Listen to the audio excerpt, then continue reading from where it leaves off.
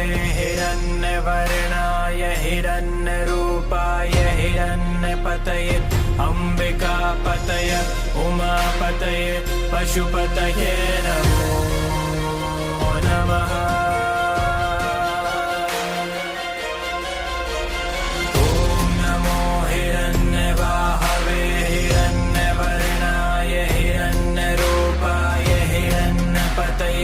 अम्बिकापतय उमापतये पशुपतये नमो नमः।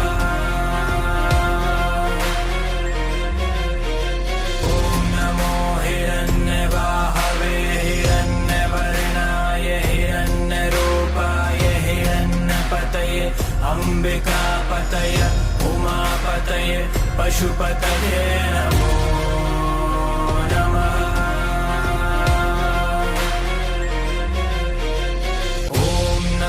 हिरण्यबाहवे हिरण्यवर्णाय हिरण्यरूपाय हिरण्यपतये अम्बिकापतय उमापतये पशुपतये नमो नमः।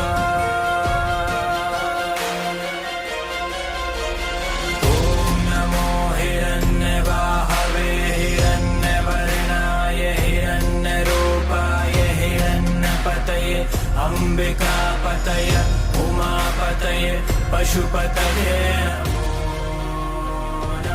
ஐயா ஐயா அடிக்காதீங்க வலிக்குதுங்க ஐயா மன்னிச்சிருக்கியா இனிமே நான் வர மாட்டியா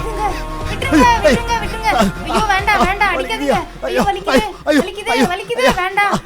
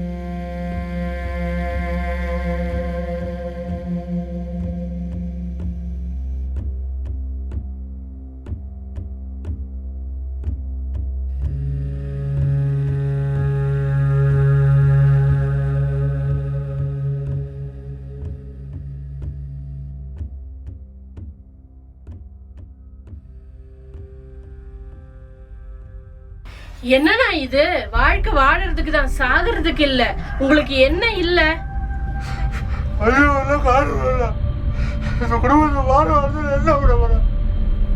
இருங்க இருங்க, நான் கவுன்சிலரை வர சொல்றேன். ஒரு நிமிஷம் கட் பண்ணுங்க. என்னண்ணே ஏன் இந்த மாதிரி பண்ணீங்க?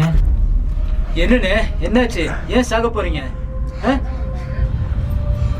காலி வழங்கலாம் ஒரு ஊழல் விட்டுருவோட என் குடும்பத்துக்கு பாரமான இருக்கணும்ல, அதனால தான் சாகுல என்ன பண்ணுங்க. உங்களை யார் ஊனமுற்றவங்கன்னு சொன்னது?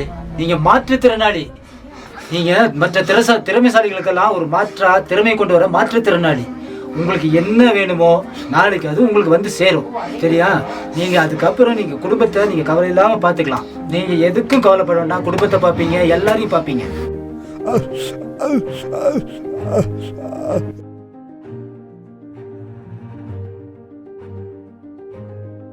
Thank you madam.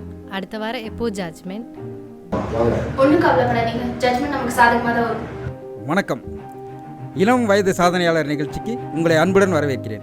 இன்றைய இளம் வயது சாதனையாளர் நிகழ்ச்சியில் நம்மோடு இணைந்திருப்பது இளம் வழக்கறிஞர் அனு காயத்ரி அவர்கள். வணக்கம் மேடம். வணக்கம்.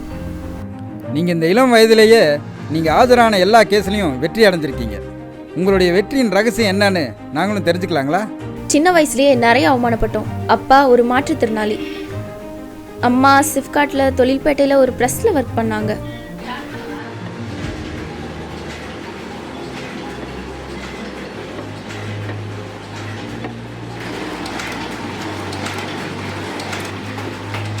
நான் சாதாரண அரசு பள்ளியில் தான் படித்தேன்.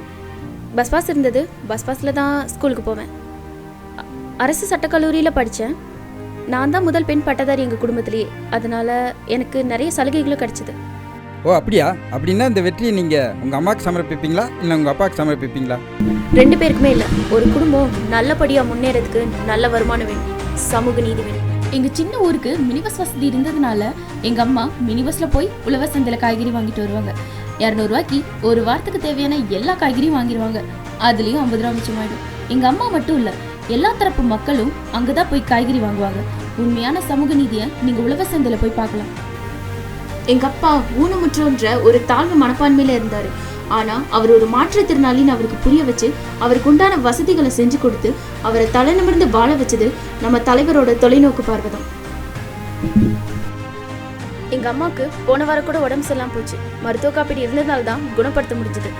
இன்னைக்கு காலையில் கூட என்னோட கிளைண்ட்டுக்கு அவங்க அப்பா சொத்துலேருந்து பாதியை ஜட்மெண்ட்டாக வாங்கி கொடுத்துட்டு வந்திருக்கேன். இந்த மாதிரி ஒரு குடும்பம் இல்லை, பல்லாயிரக்கணக்கான குடும்பத்தோட சந்தோஷத்துக்கு ஒரு அரசாங்கத்தையே நடத்துகிற அவருக்கு தான் நன்றி சொல்லணும். என்னோட வெற்றியை நான் அவருக்கு சமர்ப்பிக்கிறேன்.